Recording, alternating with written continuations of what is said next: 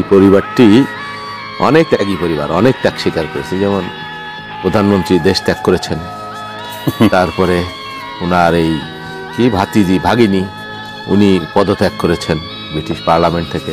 এই কয়দিন আগে আমাকে জানতাম না, ওনার পুত্র তার স্ত্রীকে ত্যাগ করেছেন, ক্রিস্টিনা। তারপরে ওনার কন্যা, তাও আগে আমরা পরিষ্কার করে জানতাম না, তিনিও স্বামী ত্যাগ করেছেন। তো ত্যাগের মধ্য দিয়েই তো আছেন, ভালো কথা। এখন এই টিউলিপ সিদ্দিকী দেখেন, একটা কাল্ট তৈরি করা হয়েছিল বাংলাদেশে দীর্ঘদিন যাবৎ গায়ের জোরে, অন্যায়ভাবে। মুজিবীয় কাল্ট, আওয়ামী কাল্ট বা শেখ পরিবার। কতজন এমপি ছিলেন আপনি চিন্তা করতে পারবেন, আত্মীয় পরিজন প্রত্যক্ষ পরোক্ষভাবে। হ্যাঁ, একটা পরিবারের হাতে গোটা দেশ জিম্বি।